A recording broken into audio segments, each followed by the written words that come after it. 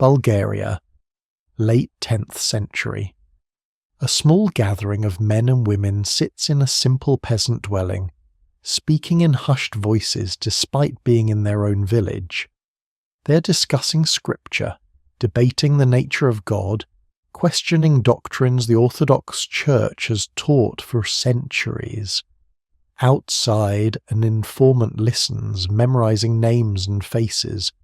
Within weeks, these people will be arrested, interrogated, and some will be executed.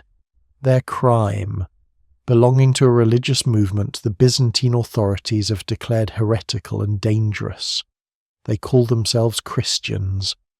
The Orthodox Church calls them Bogomils, a name that will echo through European history for the next 4 centuries, inspiring similar movements, terrifying ecclesiastical authorities, and ultimately being crushed with systematic violence. But before their destruction, the Bogomils will spread their teachings across the Balkans, into Italy, and most famously into southern France, where their spiritual descendants, the Cathars, will face their own annihilation. Who were the Bogomils? What did they believe that made them so threatening? How did a movement that began among Bulgarian peasants influence European religious history for centuries? And why have they been called the forgotten Gnostics, a bridge between ancient dualist heresies and medieval Christian heterodoxy? The story of the Bogomils is a story of resistance, of peasants questioning the authority of emperors and patriarchs, of radical theology that challenged the foundations of Orthodox Christianity, and of persecutions so thorough that we know them almost entirely through the writings of those who destroyed them. The Bogomils emerged during one of the most turbulent periods in Bulgarian history. To understand their origins, we must first understand the world they inhabited. The First Bulgarian Empire, established in the 7th century, had converted to Christianity in the 9th century under Tsar Boris II. This conversion was not a simple spiritual transformation, but a complex political maneuver designed to strengthen Bulgaria's position between the Byzantine Empire to the south and various pagan peoples to the north. The Bulgarian Church fell under the jurisdiction of the Byzantine Patriarchate, which meant that religious authority ultimately resided in Constantinople, not in Bulgaria itself. This created resentment among Bulgarians who saw their spiritual lives controlled by a foreign power that had been their military enemy for generations. Moreover, the Byzantine form of Christianity brought with it Greek clergy, Greek liturgy, and Byzantine political influence, all of which alienated significant portions of the Bulgarian population. The late 9th and early 10th centuries saw Bulgaria achieve remarkable military and cultural success under Tsar Simeon I, who ruled from 893 to 927. Simeon expanded Bulgarian territory, defeated Byzantine armies repeatedly, and fostered the golden age of Bulgarian literature and learning. But Simeon's death in 927 led to rapid decline. His son Peter III proved a far weaker ruler. Bulgarian military power collapsed. The empire fractured into competing factions. And perhaps most importantly for our story, the Bulgarian peasantry, who bore the burden of constant warfare and heavy taxation, grew increasingly desperate and angry. It was in this context of political decline, foreign religious domination, and peasant suffering that a priest named Bogomil, or possibly a movement using that name, emerged sometime in the mid-10th century. The exact date is uncertain. Sources from the period are limited and often contradictory.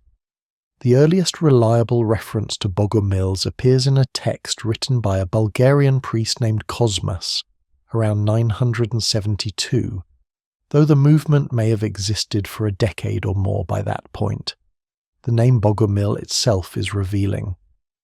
In Slavic languages, it can be interpreted as beloved of God or dear to God, suggesting the movement's claim to authentic Christian devotion. However, enemies of the movement sometimes interpreted it differently, claiming it meant pray to God in a mocking sense, implying empty piety. The uncertainty about the name reflects the larger uncertainty about nearly everything concerning early Bogomilism. Before we continue deeper into Bogomil history, I should address something about this video. The events we're examining occurred between 900 and 700 years ago in regions that experienced enormous political and cultural upheaval over subsequent centuries. Original Bogomil texts, if they ever existed in substantial numbers, were systematically destroyed. Contemporary images are virtually non-existent. What visual material does survive comes from Byzantine manuscripts depicting heretics in unflattering ways, or from much later artistic interpretations. This means that you won't see new visuals on screen every 10 seconds, which I apologize for. With that being said, let's continue. What did the Bogomils actually believe? This question is more difficult to answer than it might seem because we possess no authentic Bogomil theological texts. Everything we know comes from hostile sources, Orthodox priests and bishops who wrote polemics against the movement, Byzantine officials who interrogated and executed Bogomils, and later Western Christian authors who encountered Bogomil-influenced movements like the Cathars. These sources are invaluable but must be read critically, recognizing that they were written to condemn, not to understand. The earliest and most detailed source is the treatise against the Bogomils written by the priest Cosmas around 972. Cosmas was horrified by the spread of Bogomilism among Bulgarian peasants and wrote his work to warn Orthodox Christians about the dangers of the heresy and to provide arguments for refuting Bogomil teachings. Despite his obvious bias, Cosmas provides substantial information about what Bogomils believed and how they organized themselves. According to Cosmas and other sources, the Bogomils were dualists. They believed in two cosmic principles: a good God who created the spiritual realm and an evil power, often identified as Satan or the devil, who created the material world. This fundamental dualism shaped every aspect of Bogomil theology. The Bogomils taught that the good God, purely spiritual and perfectly benevolent, had created the heavenly realm and the angels who inhabited it. One of these angels, Sataniel, rebelled against God out of pride and was cast out of heaven along with those angels who followed him. But Sataniel, unlike in Orthodox Christian teaching where Satan's power is limited, possessed genuine creative ability. He fashioned the material universe as a realm separate from and opposed to the spiritual realm created by God. Sataniel then created human bodies, and somehow trapped within these bodies the souls or spirits of angels who had fallen with him, or in some versions of the story, angels he had deceived or kidnapped from heaven. These imprisoned spirits forgot their divine origin and became identified with their material bodies and the material world. Human beings, therefore, were divine sparks trapped in flesh, imprisoned in a world created by an evil power. Let me show you how radically this reframed Christian cosmology. In Orthodox Christianity, God created everything, material and spiritual. The material world, though corrupted by human sin, was fundamentally good because it came from God. Salvation meant the resurrection of the body alongside the soul, the redemption of all creation. The church, with its sacraments tied to material elements like bread, wine, water, and oil, was the instrument of this redemption. The Bogomils rejected all of this.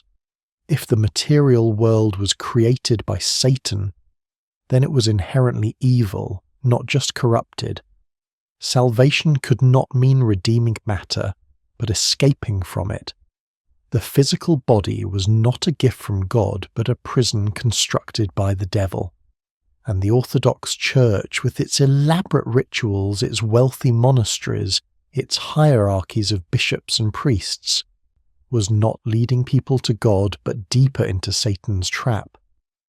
This had immediate practical implications. The Bogomils rejected the veneration of icons, a central practice in Orthodox Christianity. Icons were material objects, and material objects belonged to Satan's realm. They rejected the cross as a symbol, arguing that it was the instrument of Christ's torture and death, not something to be revered.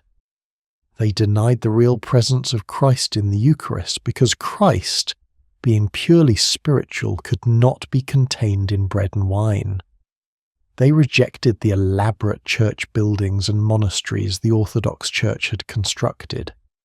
Why build magnificent structures of stone and wood, materials of Satan's world, when true worship required only the Spirit? They rejected the complex liturgies and ceremonies the Byzantine Church had developed. These were empty theatre designed to impress and control, not genuine communication with the divine. The Bogomils taught that Christ was not God incarnate in flesh, but a purely spiritual being who appeared to have a physical body but did not truly possess one. This doctrine, called Docetism, had been condemned as heresy by early church fathers, but the Bogomils revived it.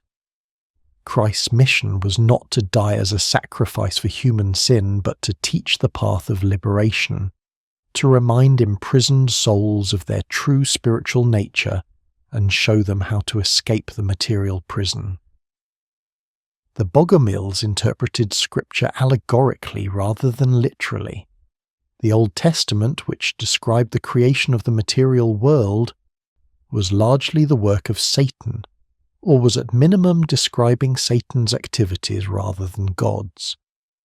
The God of the Old Testament, who created the physical world, who gave laws and demanded obedience, who ordered violence and war, could not be the true God, but was either Satan himself or a distorted representation of divine reality. Only the New Testament, and particularly the teachings of Jesus in the Gospels, represented genuine divine revelation. But even the New Testament had to be read carefully, separating authentic spiritual teaching from later corruptions introduced by the institutional church. The Bogomils organized themselves very differently from the Orthodox Church. They had no church buildings, no elaborate hierarchy of bishops and metropolitans, no monasteries filled with monks living on donated wealth. Instead, they met in private homes or outdoors. Their leaders were simply those who had achieved the greatest spiritual understanding and lived the most austere lives. These spiritual teachers travelled from village to village, teaching, preaching, and conducting simple rituals. They survived on the charity of believers, owning no property and carrying only the barest necessities. They wore simple dark clothing that distinguished them from the colourful and expensive vestments of Orthodox clergy. They practiced strict asceticism, vegetarianism, sexual abstinence for the spiritual elite, frequent fasting, and constant prayer. The most important Bogomil ritual was a spiritual baptism that initiated believers into the full teaching and conferred what they believed was the Holy Spirit. This ritual involved the laying on of hands, prayers, and the recitation of the Lord's Prayer, which the Bogomils considered the only truly authentic prayer taught by Christ. Those who received this baptism joined the inner circle of the movement, taking on obligations to live purely and teach others. Bogomilism appealed particularly to the Bulgarian peasantry, and this is crucial to understanding both its spread and the intensity of the persecution it faced. Bulgarian peasants in the 10th and 11th centuries lived in grinding poverty. They were heavily taxed by the state, required to provide labour for public works and military campaigns, and subject to the authority of local nobles who often treated them brutally. The Orthodox Church offered little comfort. Priests were often barely literate, performing rituals the peasants did not understand in a language, Greek or Church Slavonic, that many could not follow. Bishops and abbots lived in wealth that contrasted obscenely with peasant poverty. Monasteries owned vast estates worked by peasant labour. The Church preached submission to authority and promised rewards in the next life, while doing nothing to alleviate suffering in this one. The Bogomils offered something different. They said the peasant's suffering was not God's will or punishment for sin, but the inevitable result of living in Satan's world. The wealthy bishops and abbots were not holy men, but servants of the evil power. The elaborate churches and rituals were not pleasing to God, but tools of oppression. True Christianity meant rejecting this corrupt system entirely. Moreover, Bogomil teachers were accessible in ways Orthodox clergy were not. They spoke the local language. They lived simply, as poor as the peasants themselves. They didn't demand payments for rituals or threaten eternal damnation for failing to pay church taxes. They treated peasants as spiritual equals capable of understanding divine truth without clerical mediation. This message was revolutionary in the most literal sense. It undermined the entire social and religious order. If Bogomilism was correct, then the Orthodox Church had no legitimate authority. The state, which claimed divine sanction for its rule, and which worked closely with the Church to maintain order, was also illegitimate. The whole structure of medieval society, with its rigid hierarchies and unequal distribution of wealth and power, was revealed as Satan's creation rather than God's will. The authorities could not tolerate this. The earliest persecutions of Bogomils occurred during the reign of Tsar Peter III in the mid-10th century. The exact scale of these persecutions is unknown, but they were apparently not successful in eliminating the movement. Bogomilism continued to spread through the Bulgarian Empire and beyond. By the late 10th century, Bogomil teachings had reached the Byzantine Empire itself. This was far more threatening than a heresy confined to the Bulgarian countryside. The Byzantine Empire was the most powerful Christian state in the world, the defender of Orthodox Christianity, the heir to Rome. If Bogomilism could take root in Byzantine territory, particularly in Constantinople itself, the implications were staggering. Byzantine authorities responded with alarm. Emperor Alexios III Komnenos, who ruled from 1081 to 1118, personally interrogated captured Bogomils and ordered several executions. The most famous case involved a Bogomil leader named Basil, who was burned alive in Constantinople's Hippodrome around 1118 or 1119 after refusing to recant his beliefs despite prolonged interrogation. The execution was designed as public spectacle and warning. Basil was brought to the Hippodrome, the massive arena where chariot races and other public events occurred. A large crowd gathered. Basil was given one final opportunity to renounce Bogomilism and embrace Orthodox Christianity. He refused. A pyre was constructed. Basil was placed upon it and burned to death while thousands watched. The message was clear. This is the fate of heretics who challenge imperial and ecclesiastical authority. But burning Basil did not eliminate Bogomilism from Byzantine territories. The movement continued, though increasingly driven underground by persecution. Bogomil communities apparently existed in Asia Minor, in Thrace, and even in Constantinople itself, meeting secretly and disguising their true beliefs when questioned by authorities. The Bogomil movement also spread westward into the Balkans and eventually into Western Europe.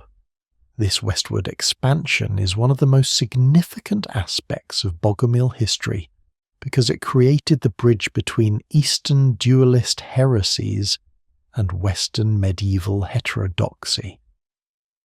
In the 11th and 12th centuries, merchants, pilgrims and soldiers travelled regularly between the Byzantine East and the Latin West. Some of these travellers encountered Bogomil teachings and brought them back to Italy and southern France. The exact mechanisms of transmission are unclear and debated by historians. We do not have records of Bogomil missionaries deliberately travelling west to spread their faith.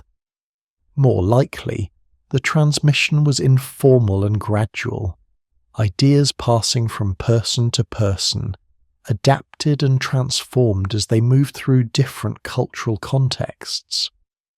By the 12th century, dualist movements with clear similarities to Bogomilism had emerged in northern Italy and southern France. These Western dualists were eventually called Cathars, from the Greek word for pure. Though they did not necessarily use this name for themselves, the relationship between Bogomils and Cathars has been extensively debated. Were the Cathars directly descended from Bogomils, taught by Bogomil missionaries who travelled west? Or did they independently develop similar ideas that happened to resemble Bogomilism? The evidence suggests a middle position. There were definitely contacts between Eastern and Western dualists. We have records of a Bogomil bishop named Nicetas visiting Cathar communities in northern Italy and southern France in 1167, where he participated in a council at Saint-Félix-de-Caraman and consecrated Cathar bishops. This proves direct transmission of teachings and organizational structures from Bogomils to Cathars. However, the Cathars also developed distinctive features not found in earlier Bogomilism, suggesting they were not simply transplanted Bogomils but a related movement that adapted Bogomil ideas to the Western European context. The theological details differed in some respects. The social composition was different, with Cathars finding support among urban populations and nobility as well as peasants. The political context was entirely different, with Cathars facing the Roman Catholic Church rather than Byzantine Orthodoxy. But the fundamental similarities are undeniable. Both movements were dualist, teaching that the material world was created by an evil power. Both rejected the institutional church as corrupt and illegitimate. Both practiced strict asceticism among their spiritual elite. Both used a ritual of spiritual baptism involving the laying on of hands. Both interpreted scripture allegorically. Both treated men and women as spiritual equals. The Cathars, particularly in southern France, grew into a large and influential movement in the 12th and early 13th centuries, which ultimately led to the Albigensian Crusade, the systematic destruction of Cathar communities through military force and inquisitorial persecution. By the early 14th century, Catharism in Western Europe had been essentially eliminated. The Bogomils in the east faced a different fate. They continued to exist in Bulgaria and Bosnia throughout the medieval period, though always as a persecuted minority. The intensity of persecution varied depending on the strength and attitude of secular rulers and the Orthodox hierarchy. During periods when political authority was weak or distracted by external threats, Bogomilism could flourish relatively openly. During periods of strong centralized power allied with the church, Bogomils went underground or faced execution. Bosnia represents a particularly interesting case in Bogomil history. The medieval Bosnian church, which existed from the late 12th century until the Ottoman conquest in the 15th century, has been identified by many historians as essentially Bogomil, though this identification remains controversial. The Bosnian Church rejected the authority of both the Roman Pope and the Byzantine Patriarch. It had its own hierarchy and practices that differed significantly from both Catholic and Orthodox Christianity. It practiced a form of dualism and asceticism consistent with Bogomilism. However, the exact theological positions of the Bosnian Church are difficult to reconstruct because, like Bogomilism generally, we have no substantial surviving texts produced by the movement itself. What we know comes from hostile sources, which may have exaggerated the heretical nature of Bosnian Christianity to justify persecution or territorial expansion. What is certain is that when the Ottoman Empire conquered Bosnia in 1463, a significant portion of the Bosnian population converted to Islam relatively quickly, and with less resistance than occurred in most other Christian territories conquered by the Ottomans. This has led some historians to argue that the Bosnian Church's dualist theology, which already viewed the material world as evil and the Christian institutional churches as corrupt, made conversion to Islam less traumatic than it would have been for Orthodox or Catholic Christians. Let me show you some numbers that reveal the scale and longevity of the Bogomil movement. The movement emerged around 950 in Bulgaria, possibly a bit earlier. The execution of Basil in Constantinople occurred around 1118 or 1119.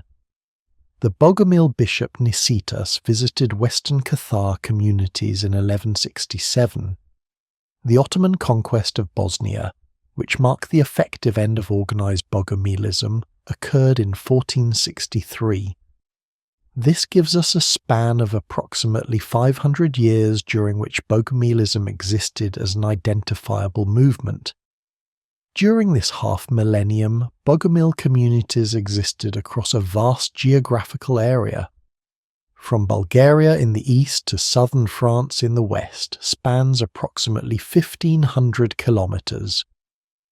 From the Balkans in the south to northern Italy in the north, add several hundred more kilometres. The total area where Bogomil or Bogomil-influenced movements operated encompass perhaps 2 million square kilometres, roughly the size of Mexico, or about 4 times the size of Spain. The number of Bogomils at any given time is impossible to estimate with precision. We have no census data, and medieval population figures generally are highly uncertain. However, based on the intensity of persecution, the geographical spread, and references in various sources, scholars have proposed rough estimates. At its peak, perhaps in the 11th and 12th centuries, Bogomilism may have claimed between 100,000 and 300,000 adherents across the Balkans and beyond. This would have represented perhaps 2 to 5% of the total population in regions where the movement was active. These numbers may seem small, but they represent a significant social and religious phenomenon. 2 to 5% of the population actively committed to a heretical movement, with larger numbers sympathetic or at minimum unwilling to inform authorities, created enormous challenges for both church and state. The movement required systematic, sustained persecution to suppress, and even then was never entirely eliminated until the Ottoman conquest fundamentally altered the religious landscape of the Balkans. The theological sophistication of Bogomilism deserves closer examination. While the movement appealed primarily to peasants and other non-elite groups, The theological framework was actually quite complex and drew on ancient philosophical and religious traditions that extended far beyond Christianity. The Bogomil concept of dualism, two opposed cosmic principles of good and evil, spirit and matter, echoes Zoroastrianism, the ancient Persian religion that taught a cosmic struggle between Ahura Mazda, the god of light and truth, and Angra Mainyu, the spirit of darkness and lies. Whether Bogomils had direct knowledge of Zoroastrianism or arrived at similar conclusions independently is uncertain, but the parallels are striking. Even more clearly, Bogomilism drew on Gnostic traditions that flourished in the early Christian centuries and were condemned by church fathers like Irenaeus and Tertullian.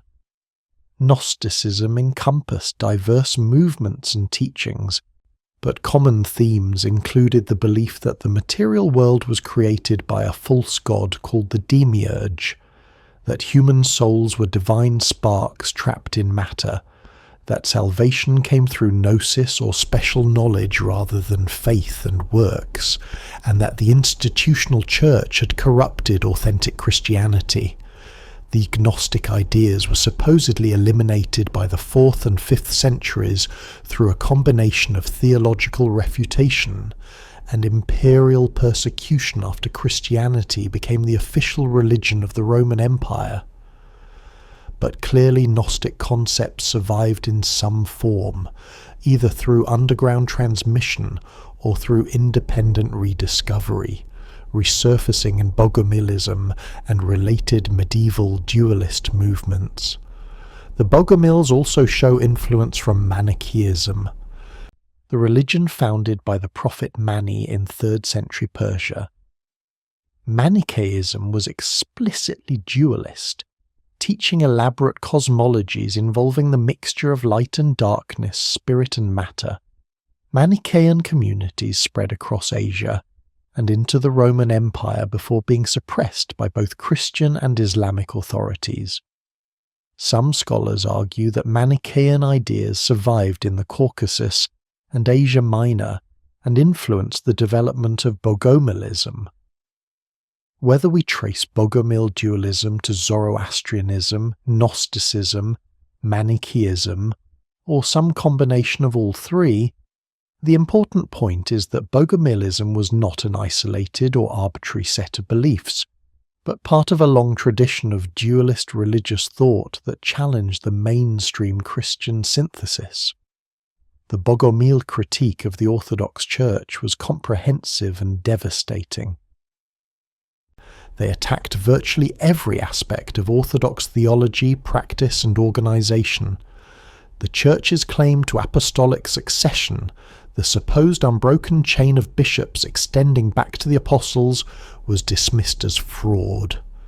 The Church had abandoned authentic Christianity centuries ago and now perpetuated Satan's deception.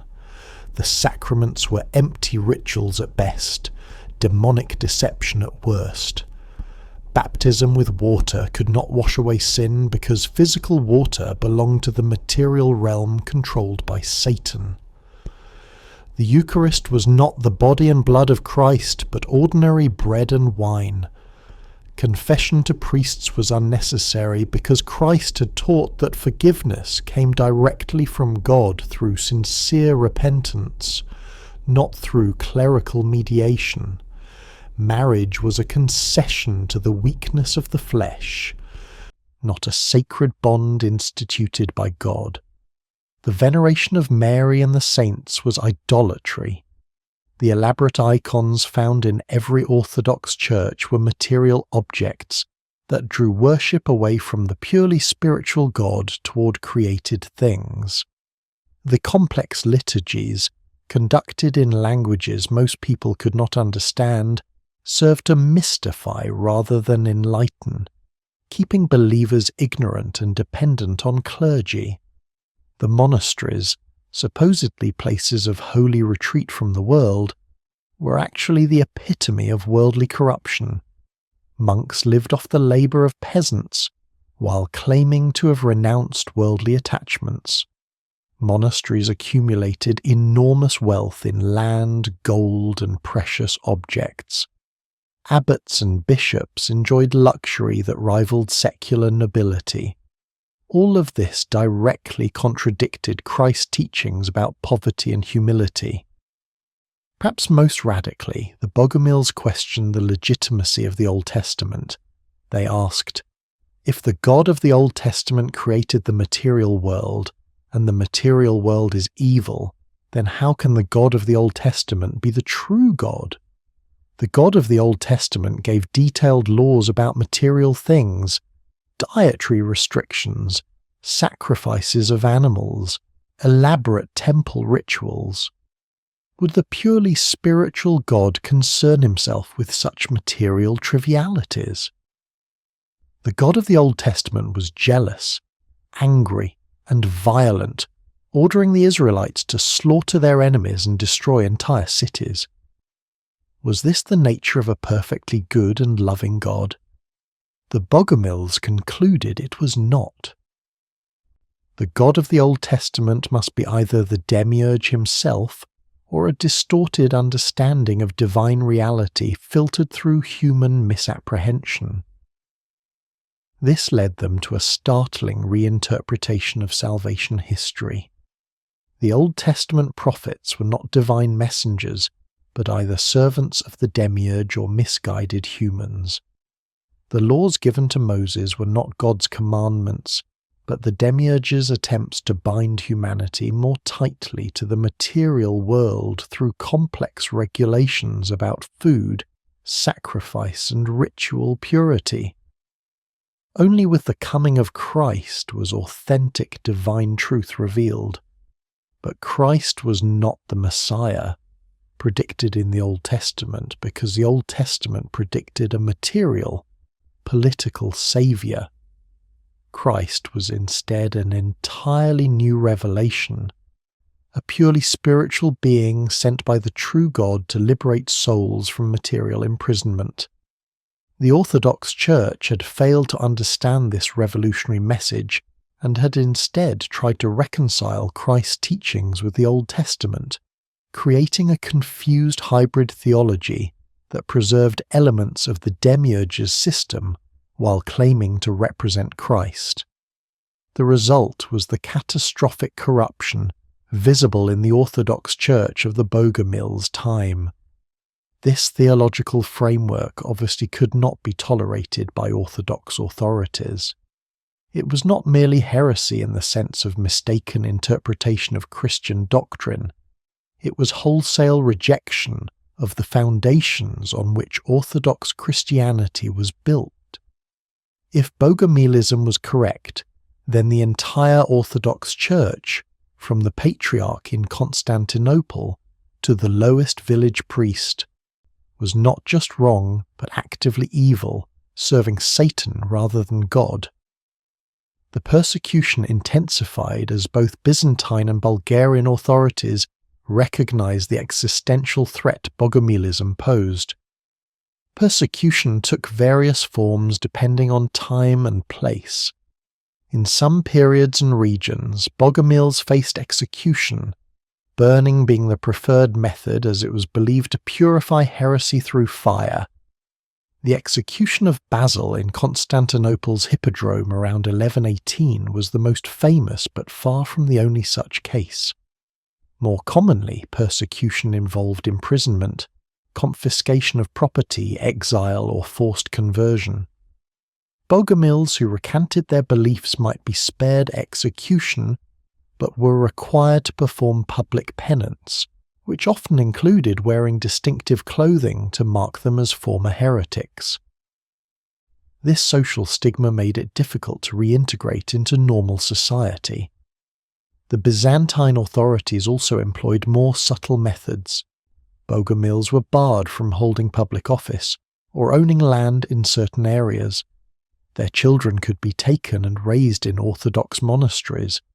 Informants were recruited and rewarded for identifying Bogomils. Communities suspected of harbouring Bogomils might face collective punishment through increased taxation or military occupation. the Orthodox Church produced a substantial polemical literature against Bogomilism. Numerous treatises were written by bishops and monks explaining Bogomil errors and providing arguments for refuting them. These works served both to warn Orthodox Christians about the dangers of heresy and to train clergy in how to recognize and combat Bogomil teachings. Interestingly, this polemical literature is now our primary source for understanding what Bogomils actually believed. The irony is profound. The very texts written to destroy Bogomilism are what preserve knowledge of it. We know what Bogomils taught primarily through the writings of their enemies, just as we know about the Cathars primarily through Inquisition records. This creates obvious problems of interpretation. How much of what Orthodox polemicists claimed about Bogomil beliefs was accurate, and how much was exaggeration, misunderstanding, or deliberate misrepresentation designed to make Bogomils appear more threatening or absurd? We cannot know with certainty. Where multiple independent sources report the same Bogomil teaching, we can be reasonably confident that this was indeed part of Bogomil theology. Where only a single hostile source makes a claim, particularly a sensational claim, we should be more skeptical. Some Orthodox sources accused Bogomils of sexual promiscuity, orgies, and various other scandalous behaviors. These accusations were standard elements of anti-heretical propaganda throughout Christian history, applied to Gnostics, Manichaeans, Cathars, and many others. The accusations almost certainly reflect the polemicists' imaginations more than Bogomil reality, especially given that other sources emphasize Bogomil's sexual asceticism. Similarly, some sources claimed Bogomils practiced black magic, summoned demons, or engaged in satanic rituals. These accusations, like the sexual charges, were conventional elements of heresy accusations and should be treated with extreme skepticism. They tell us more about Orthodox Christian anxieties about heresy than about actual Bogomil practices. What we can say with reasonable confidence is that Bogomils rejected Orthodox theology and practice, taught a dualist cosmology, practiced asceticism, used a ritual of spiritual baptism involving laying on of hands, organized into communities led by spiritual teachers rather than ordained clergy, and attracted primarily peasants and other non-elite groups. Beyond these core elements, many details remain uncertain or contested. The spread of Bogomilism beyond the Balkans into Western Europe, as mentioned earlier, was one of the movement's most significant historical impacts. But the Bogomils also influenced other aspects of Balkan and Byzantine culture in ways that are less obvious but still important. Bogomil criticism of church corruption may have contributed to periodic reform movements within Orthodox Christianity. While the Orthodox Church never underwent a reformation comparable to the Protestant Reformation in the West, there were various attempts to address clerical corruption, monastic wealth, and popular alienation from the Church. Some of these reform impulses may have been responses to the challenge posed by Bogomilism, attempts to address legitimate grievances before they drove more people into heresy. Bogomilism also appears to have influenced popular culture, folklore, and literature in the Balkans. Some scholars have identified traces of dualist cosmology in Bulgarian and Serbian folk tales, songs and proverbs that survived long after organized Bogomilism disappeared. The idea that the material world is evil or that the devil has power approaching that of God appears in various folk traditions that may preserve elements of Bogomil teaching in secularized form. The Bogomil legacy in Bosnia is particularly complex and controversial. As mentioned earlier, a substantial portion of the Bosnian population converted to Islam after the Ottoman conquest in 1463. Some historians have argued this reflected lingering Bogomil influence, suggesting that people with dualist beliefs and alienation from institutional Christianity found conversion to Islam less difficult than committed Orthodox or Catholic Christians would have. However, this argument is contested. Other historians point out that conversions to Islam occurred throughout the Ottoman Empire for various pragmatic reasons: tax benefits, access to positions in Ottoman administration, protection from persecution. The higher rate of conversion in Bosnia compared to some other Balkan regions might reflect political and economic factors rather than religious ones. What is clear is that Islam became the dominant religion of Bosnia, and Bosnia developed a distinctive Islamic culture that differentiated it from neighbouring Orthodox Serbia and Catholic Croatia. Whether Bogomilism played a role in this development remains debated, but it is at minimum an intriguing possibility. If you found this exploration of Bogomil history valuable, please consider subscribing. This channel is new, and your support means a great deal. Thank you, and let's continue. The ultimate fate of the Bogomil movement varied by region. In Bulgaria, the Ottoman conquest in the late 14th century ended organised Bogomilism. The Ottomans were primarily interested in collecting taxes and maintaining order, not in theological disputes among their Christian subjects. As long as people paid taxes and did not rebel, the Ottomans generally tolerated religious diversity. However, this tolerance extended only to recognized religious communities: Orthodox Christians, Catholic Christians, Jews, and of course Muslims. Heretical groups like the Bogomils had no protected status under Ottoman rule. They either converted to Islam, which many apparently did, integrated into the Orthodox Christian millet system while hiding any residual dualist beliefs, or simply disappeared as communities were scattered and their distinctive identity dissolved. In Bosnia, as discussed, the situation was different. The Bosnian church, whether it was truly Bogomil or merely influenced by Bogomilism, ended with the Ottoman conquest.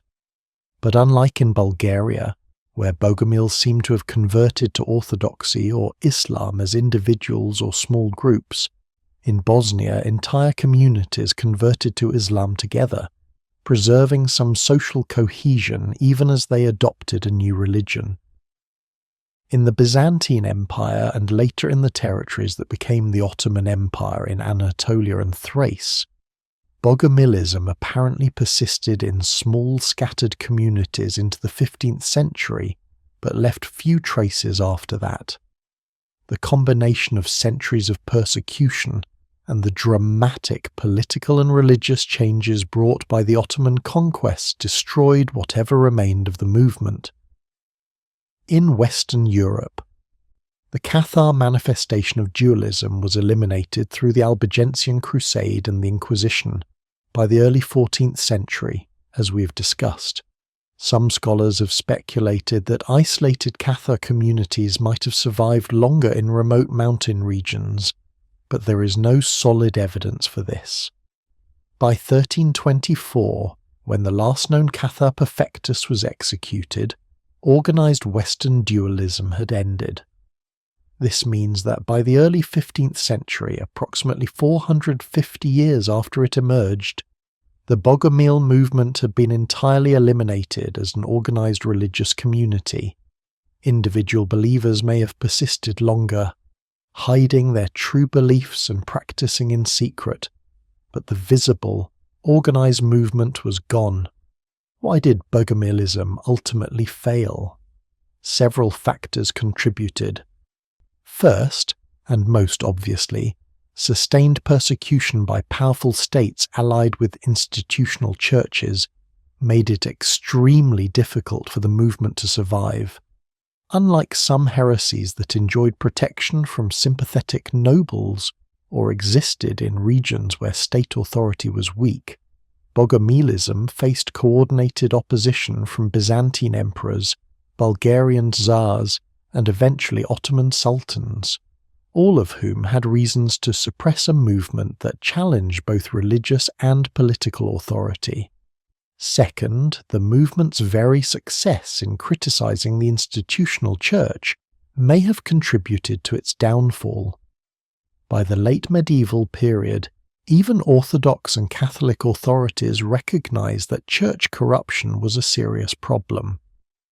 Various reform movements emerged, attempting to address clerical abuses while maintaining institutional structures.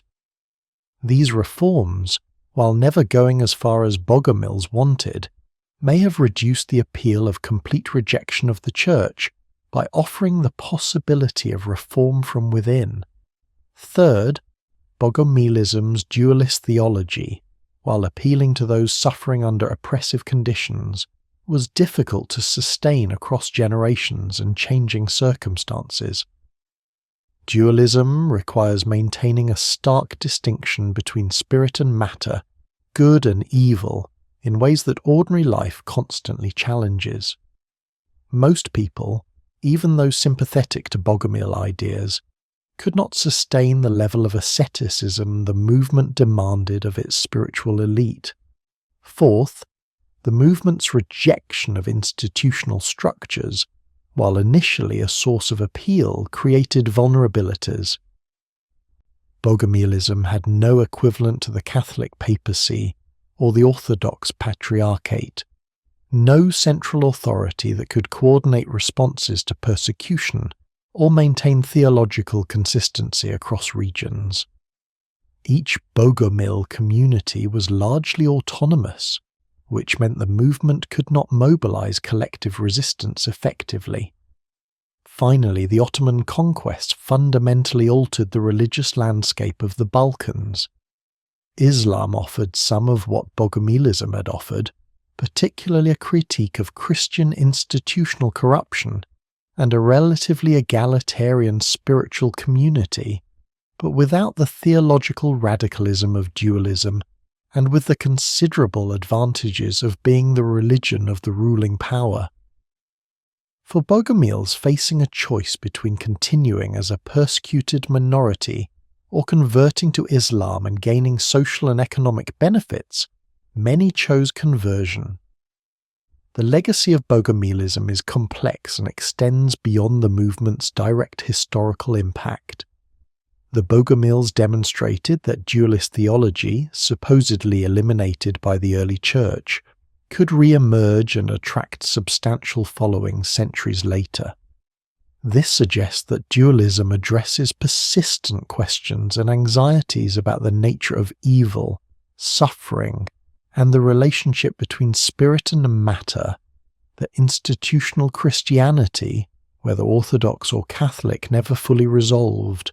The Bogomil critique of institutional religion, particularly the charge that wealthy, powerful churches had betrayed Christ's teachings about poverty and humility, would be echoed by countless later reform and protest movements.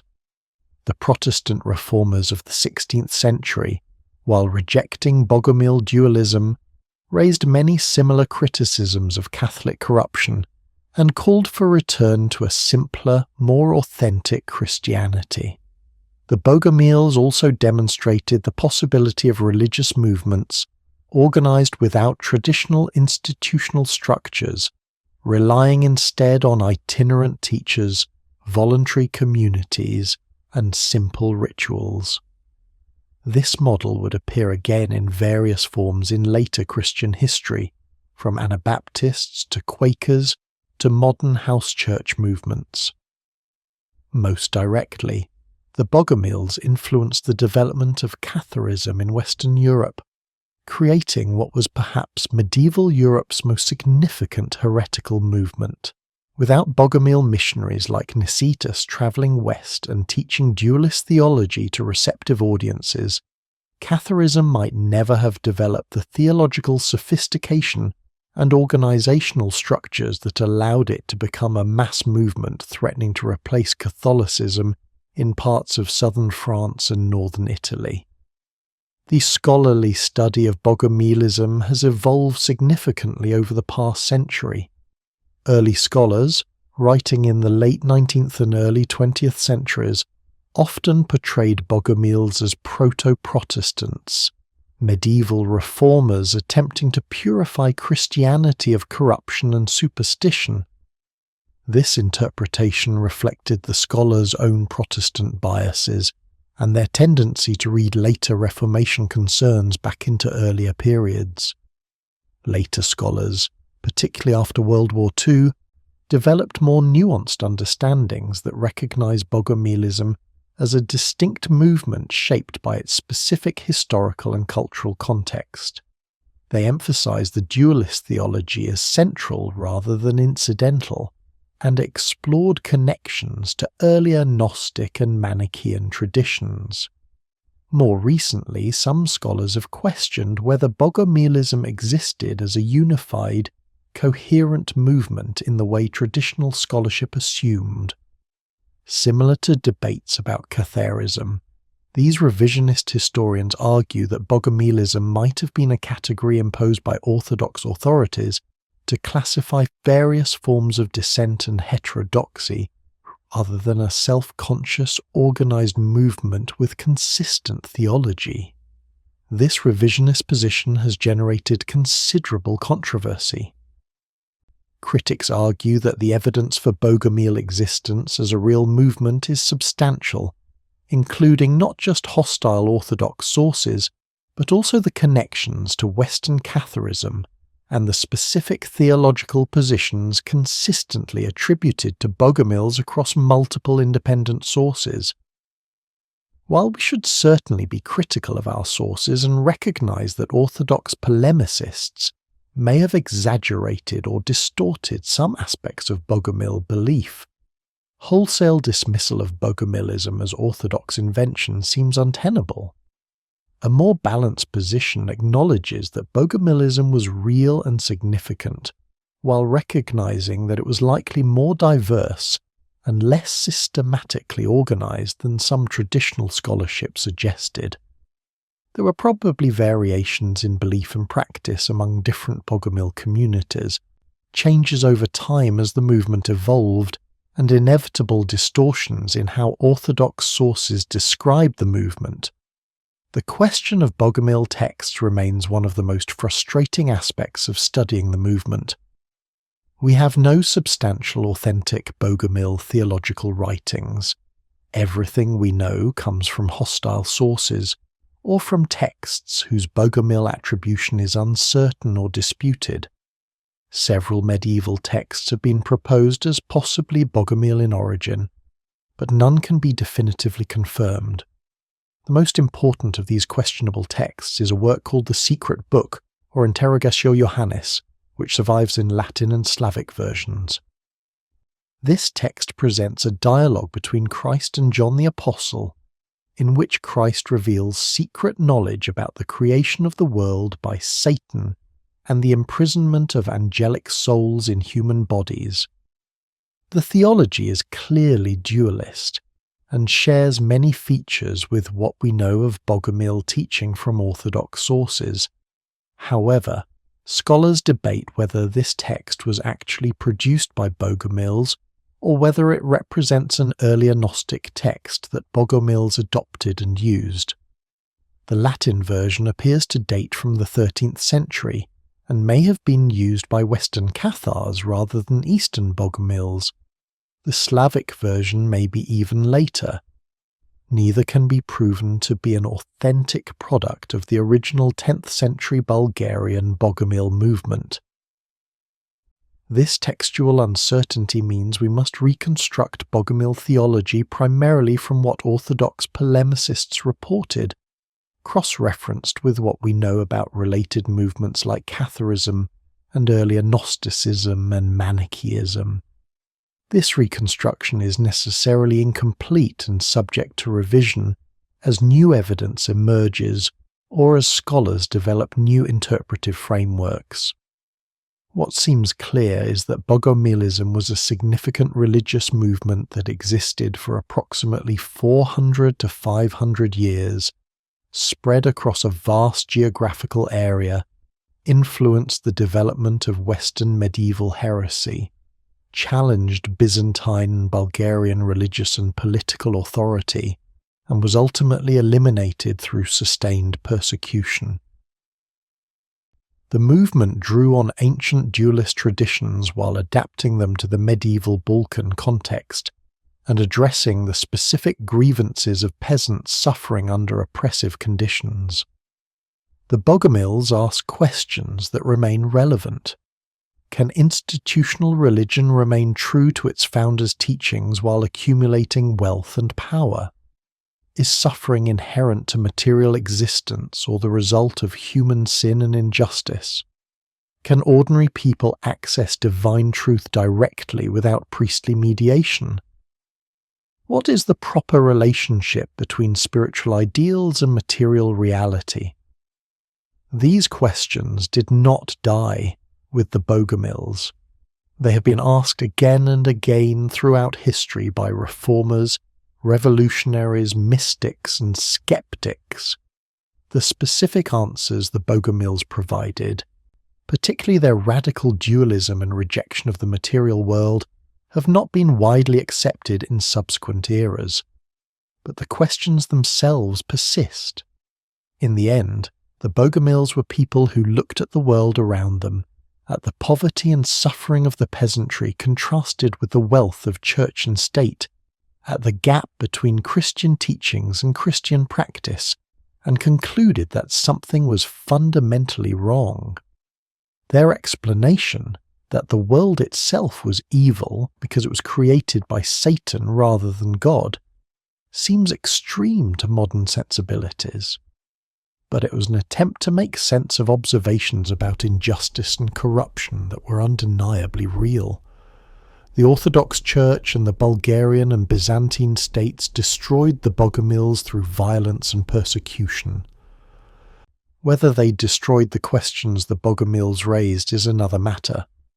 Those questions survive, resurfacing whenever people notice the gap between religious ideals and institutional realities, whenever suffering seems inexplicable, whenever the powerful claim divine sanction for their power. The Bogomils has been called the forgotten Gnostics. Perhaps they were forgotten because their destruction was so thorough, their texts so completely eliminated, their communities so scattered. Or perhaps they were forgotten because later movements asked similar questions and proposed different answers, making Bogomilism seem like a historical curiosity rather than a living tradition. But they should not remain forgotten. The Bogomils were part of European religious history, a significant movement that shaped developments in both East and West. They demonstrated that dualist alternatives to mainstream Christianity could emerge and attract substantial followings even after dualism had supposedly been eliminated. They showed that peasants could and would challenge religious and political authority when that authority became intolerable, and they provided the theological foundation for the Cathar movement, which in turn provoked the Albigensian Crusade and the medieval Inquisition. Understanding the Bogomils helps us understand the diversity and complexity of medieval Christianity, which was far more varied than the simple Catholic versus Orthodox dichotomy suggests. It helps us understand how ideas move across cultures and centuries, transformed but recognizable. And it reminds us that history is written by victors and that movements suppressed and destroyed may have had their own validity and internal logic that hostile sources cannot fully convey. 700 to 1,000 years have passed since the Bogomils disappeared as an organized movement. No Bogomil communities remain. No one today can legitimately claim to be a Bogomil or to practice authentic Bogomil religion. The chain of transmission was broken too completely, but we can study what fragments remain, can try to understand what these people believed and why they believed it, can recognize them as part of the human struggle to make sense of existence and to resist oppression. We can acknowledge that they asked important questions even if we reject their answers, and we can ensure that they are not entirely forgotten, that their names and their story survive in historical memory even though their movement died. The Bogomils were the forgotten Gnostics, a bridge between ancient and medieval dualism, a challenge to institutional Christianity, and a reminder that religious history is messier, more diverse, and more interesting than simplified narratives suggest. They deserve to be remembered.